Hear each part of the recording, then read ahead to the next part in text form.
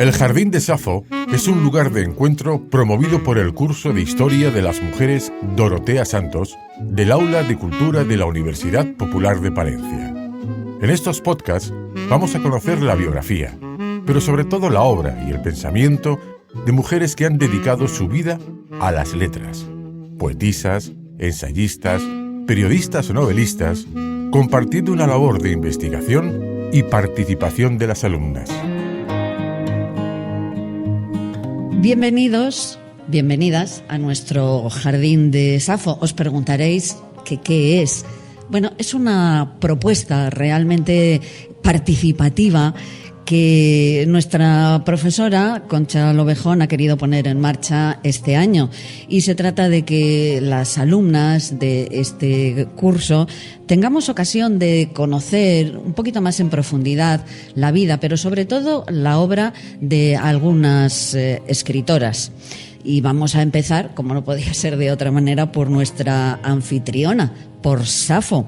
El hecho de que un ateniense como Platón hablase de ella como la 10ª musa, a pesar de la pobre opinión que en su ciudad se tenía de las mujeres, dice mucho sobre el talento de Safo de Mitilene.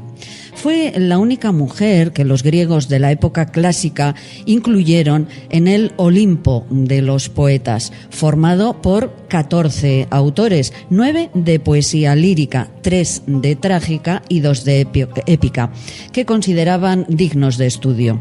Sorprendentemente, se sabe muy poco acerca de la vida de la que fue considerada la mejor poetisa de la Grecia antigua. Y entre los datos que tenemos resulta difícil separar la verdad de la leyenda. Casi todo lo que se supone acerca de su vida, que sepáis que son interpretaciones hechas por los propios comentaristas griegos, especialmente del Egipto ptolemaico, a partir de su obra, incluyendo la creencia de que mantenía relaciones amorosas o sexuales con sus discípulas de Lesbos, dando origen al término lésbico, originalmente el gentilicio de la isla, como sinónimo de atracción entre mujeres. Entre lo poco que se da, por cierto, de su vida, se sabe que nació alrededor del año 630 a.C. en Mitilene, la capital de la isla de Lesbos. Aunque próxima a la costa de Asia, esta era de cultura helénica y de ella eran originarios algunos personajes significativos, por ejemplo, el político y militar Pítaco, el poeta Alceo, que fue contemporáneo de la propia Safo. Esta mujer procedía de una familia acaudalada, aristocrática, como demuestra el hecho de que tuviera una formación en letras y música, un privilegio raro y más aún para una mujer en aquella época. Tras unos años de exilio en Siracusa, posiblemente debido a rivalidades políticas de su familia, Safo regresó a Lesbos y se dedicó a la poesía lírica. La poetisa estaba al frente de un tíaso. ¿Qué es un tíaso?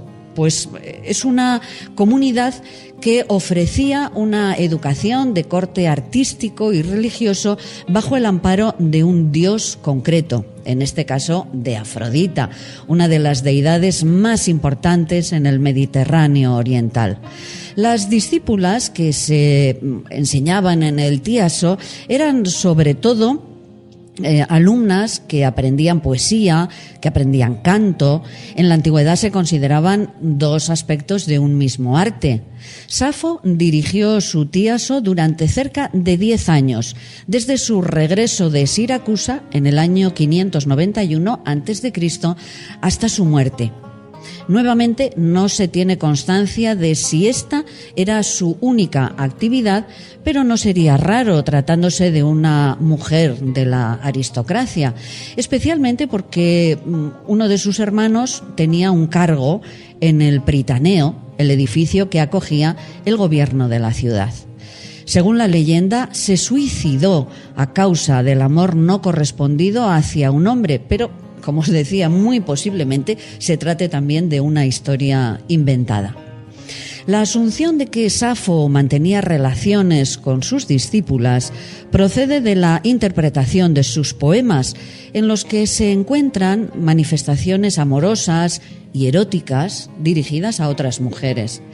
Sin embargo, no se sabe si los sentimientos que describía se consumaban en realidad o, de hacerlo, si era puramente por placer o tenían también un componente religioso. Se debe tener en cuenta que el Tíaso era una comunidad dedicada a Afrodita, como hemos dicho, la diosa del amor, y posiblemente tuviera influencias también dionisíacas, el dios de los placeres carnales y el del vino. Por lo tanto, es muy posible que sus integrantes mantuvieran relaciones como parte de los rituales. En sí mismo, el enfoque de la sexualidad en la antigua Grecia no se centraba tanto en el sexo de los integrantes de una pareja como en el rol que estos tenían dentro de la relación. Es decir, que hubiera una parte dominante y otra que era sumisa.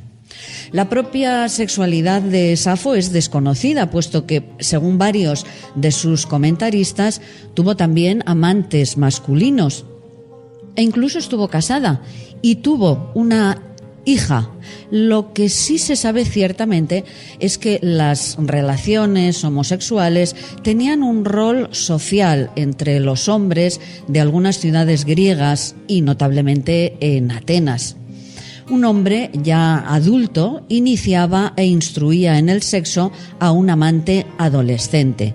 No sería raro, por lo tanto, que existieran estructuras también similares en sociedades donde la mujer tuviera una consideración social igual o como mínimo semejante a los hombres. Aunque los estudiosos la tuvieran en gran estima, como hemos tenido oportunidad de comprobar a nivel académico, su obra no era especialmente popular fuera de su patria. ¿A qué se debe esto? Bueno, pues entre otras muchas cosas, a que Safo componía en dialecto eolio, mientras que el dialecto clásico de la literatura griega era el ático. Si bien personajes eruditos como Platón podían entenderla y apreciarla, a la gente que no hablaba el dialecto le habría costado mucho más. Esta dificultad se ahondó con el paso de los siglos. El escritor romano Apuleyo consideraba su lenguaje extraño y complicado y comentaba las dificultades que tendría para entender sus poemas alguien que hablara el griego considerado clásico en la época romana. Platón, que demostró en ocasiones apreciar el talento de algunas mujeres más que el resto de sus conciudadanos, consideraba a Safo la mejor poetisa de la historia griega y la llamó la 10ª musa. Pero a pesar de la importancia que le daban los griegos, se conservan muy pocos escritos suyos y la mayoría de su obra no es conocida por referencias. Algunos vivieron al menos un siglo después de su muerte y la única obra suya que nos ha llegado casi completa es el himno en honor a Afrodita. Parte de esta pérdida se debe a que muchos de sus manuscritos eran conservados en la Biblioteca de Alejandría, que a lo largo de los siglos sufrió diversos incendios, algunos provocados y otros accidentales, pero no podemos olvidar que la Iglesia persiguió activamente su obra porque la consideraba inmoral. Ya en el siglo IV, un arzobispo de Constantinopla, llamado Gregorio Naciaceno, hizo quemar públicamente todas las obras de Safo que pudo encontrar. Y en el siglo XI, el Papa Gregorio VII ordenó destruir todas las copias que se encontrasen de sus poemas por considerarlos inmorales. El amor era el tema principal de la obra de Safo, pero los poemas explícitamente eróticos no eran mayoría. La poetisa abarcaba un gran abanico de sentimientos ligados a este, como la nostalgia, los celos o la añoranza de la persona amada.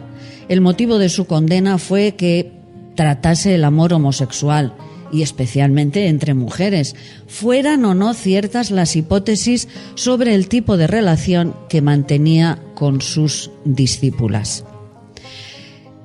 Que se me perdone si hablo de Safo como de una contemporánea mía, decía Odiseas Elitis. En la poesía, como en los sueños, no envejece nadie.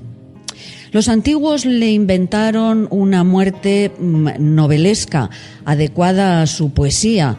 Enamorada de un tal Faón, que no la correspondía, decidió poner fin a su vida, arrojándose al mar por un acantilado que había en el cabo de Leucade, vecino a un templo consagrado a Apolo.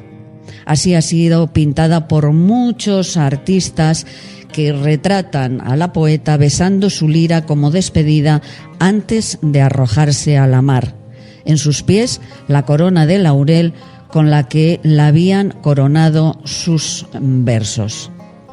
El más célebre de sus poemas es el que canta las emociones que la embargan al observar a una de sus amadas sentada ante un hombre al que parece cortejar.